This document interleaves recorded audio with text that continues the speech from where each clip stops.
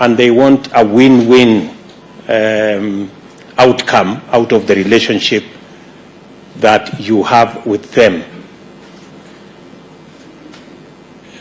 Because they can't find their way to your good offices, they have given me instructions to come and speak to you about their issues. And I am happy that you already are walking in the correct trajectory. The announcements you have made here are very positive in the right direction. I am very confident that walking this journey in the direction you have started, we will get to the correct destination. You are aware that in the last several months in the campaign, Fuliza was a very popular word in our campaign. And I'm happy that you are listening. And because you are listening, today you have made a very positive statement on matters Fuliza.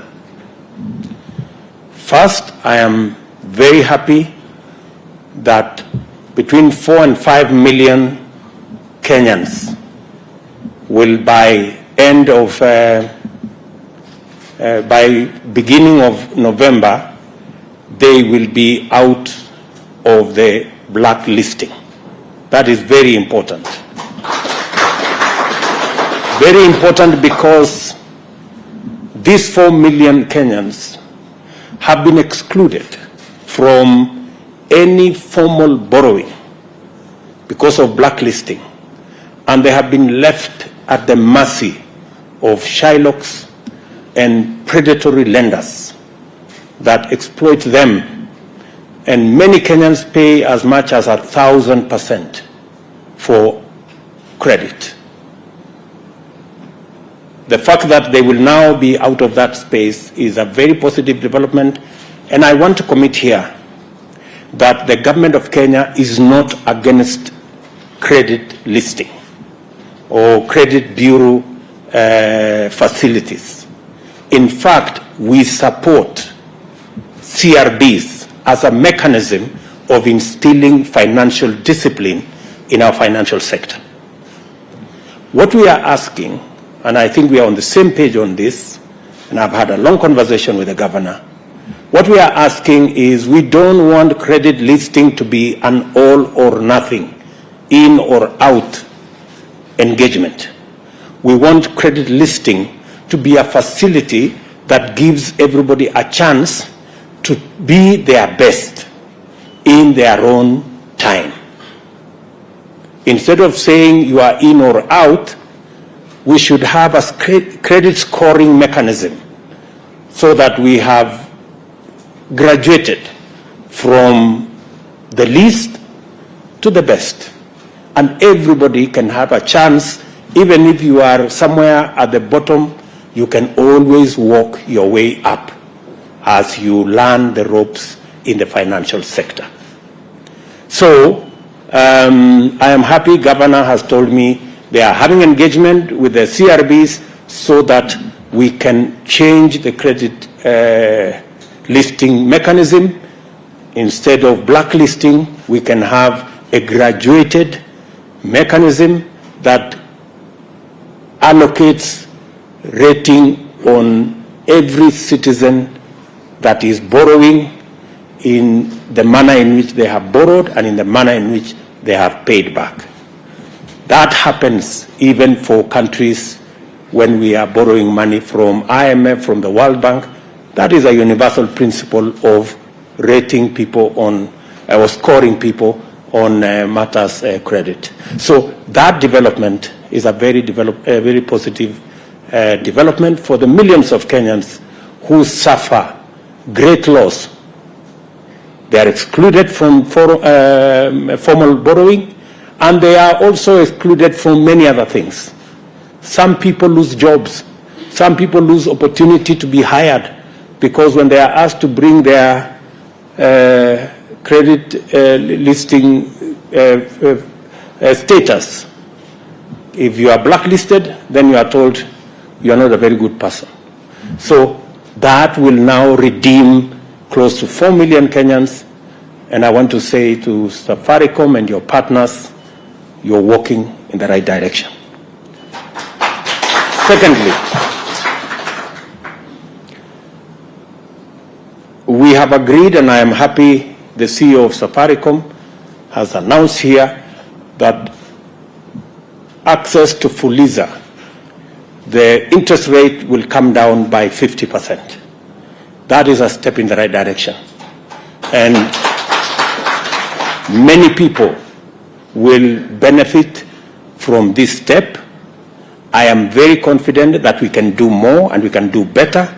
And I want to encourage Safaricom and your partners to continuously assess this facility so that progressively we can move towards a much more favorable interest regime that gives majority of Kenyans the opportunity to have flexible arrangements on their financial requirements.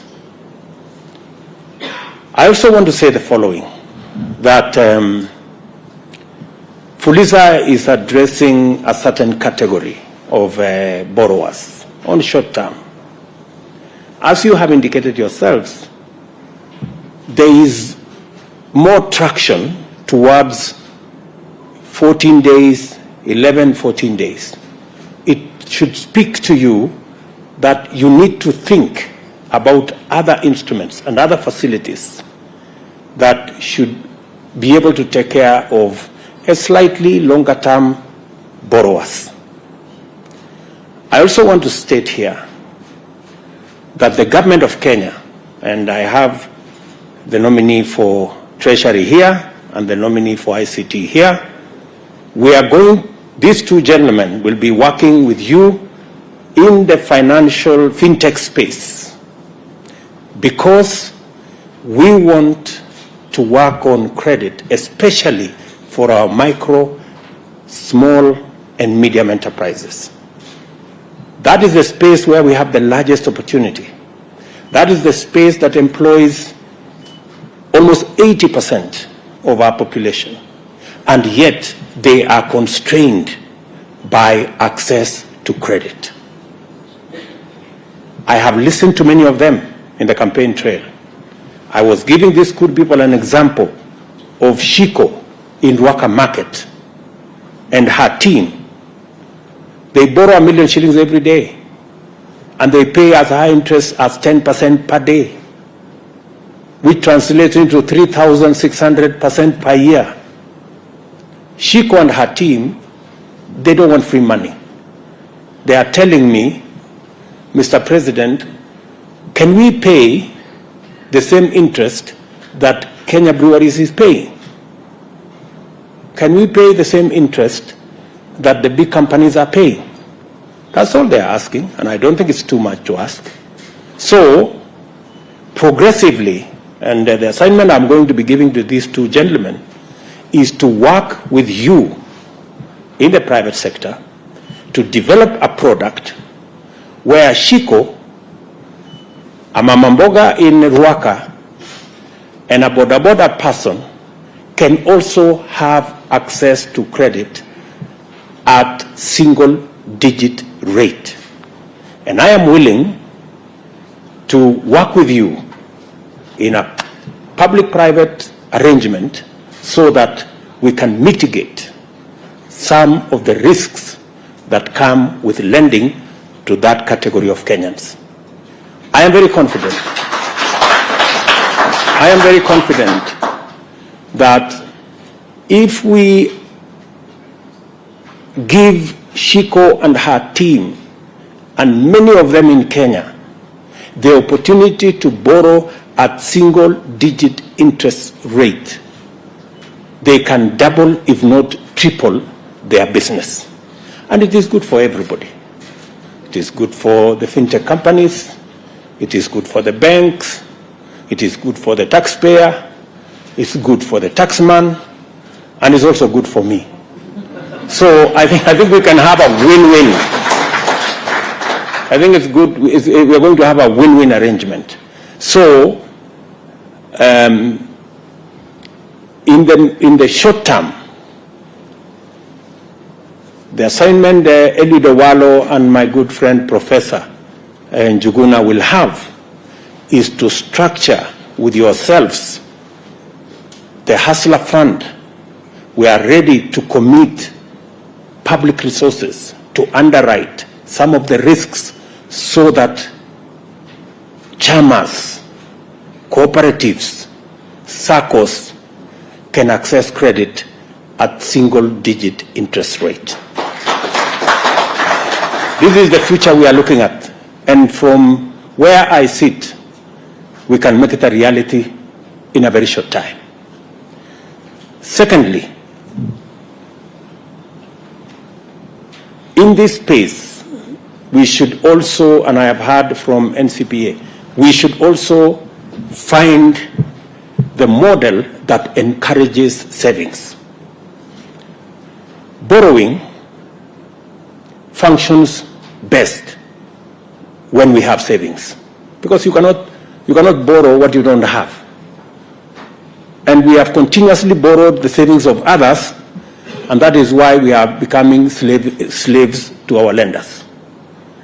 It is time every Kenyan, and we are working with other sectors, including NSSF and other financial instruments, to make sure that we take our savings from the current maybe 9, maybe 10% of GDP to 20, 25% of GDP.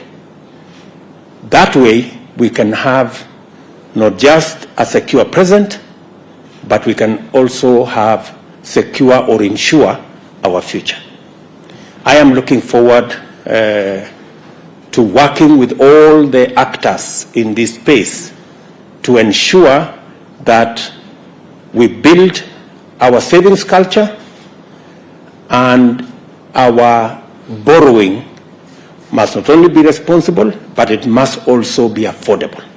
I like the words the Governor said here about affordability. That way we can spur the activities of many of our micro, small enterprises who are struggling today, not because their enterprises cannot do well, but they are limited by access to credit and access to financing for what they want to do. We will also be working on ensuring that our stock exchange also works better. It can also be another source of making sure that we can raise resources that can help build our enterprises. That is why I have created the Ministry for Trade, Investment and Industry, so that we can look much more closely to our financial markets, work much more closely with our state-owned enterprises, look critically at some of them, and assess the ones we can bring the Kenyan public to be owners of some of these state-owned enterprises, so that we can share in the profits, and we can also release some resources for us to be able to deliver on some of our infrastructure requirements, instead of borrowing either from the market locally or borrowing from the external market. We will be working together in this space, and I know I've disturbed the governor a lot with many telephone calls, but I appreciate that he's been forthright and a gentleman. And sometimes when you see too many of my calls, it's because your customers are on my case. So just take it positively. It's nothing personal. It is because somebody must do the bidding for those who cannot access the offices that they need to. So this afternoon, ladies and gentlemen, I am very happy to be part of this occasion.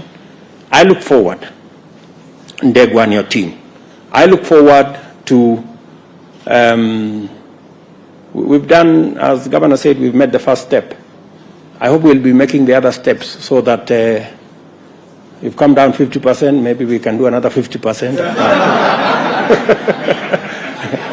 You know, in those many steps Governor was talking about. So that, you know, there is no harm. We've already set a record for ourselves. M-Pesa in itself is a Kenyan innovation that has really taken the world by storm. Why don't we try another feat that is not only giving us financial inclusion, it is giving us affordable credit. You know, we can begin to walk that journey. And I think you yourselves have seen the value of scale. M-Pesa was 600,000 people. Now it is 20 million, 31 million, you see? So, and you're making more money with charging less than you were charging more with few people. So I think this is I'm not teaching you what to do. You know better than me. I will encourage you to walk that journey. Governor, please explain to our good friends in the CRB space that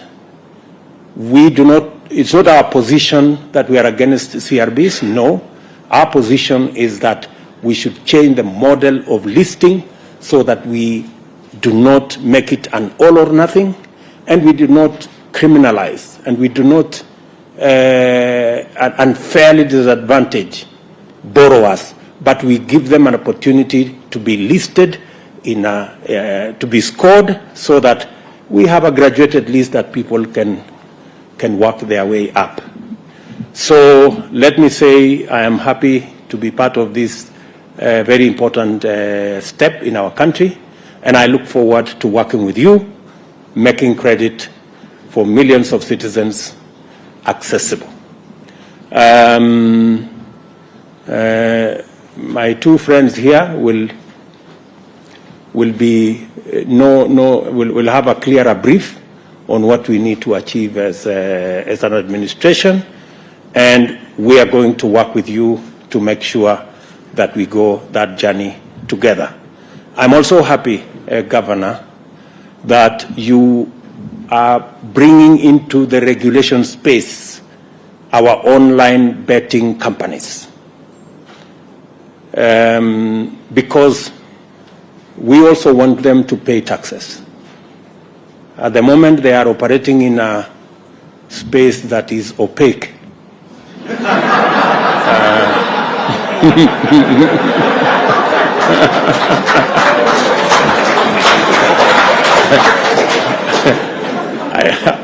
I know opaque has many connotations lately, and not very positive ones.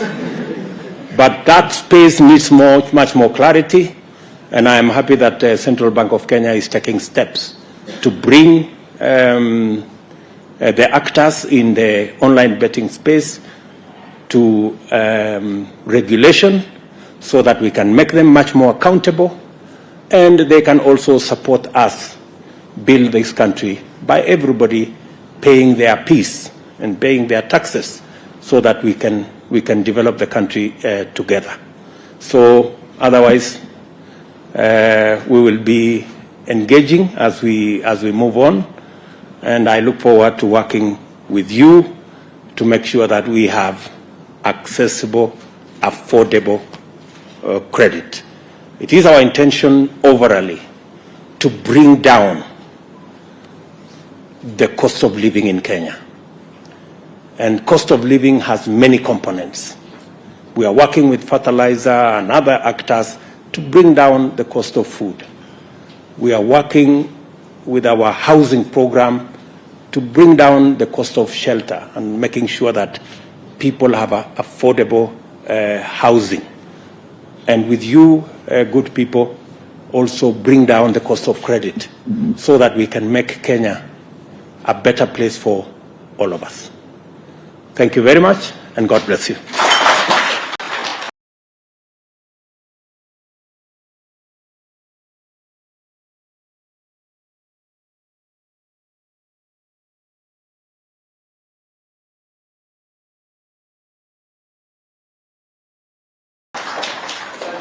Mheshimiwa Rais.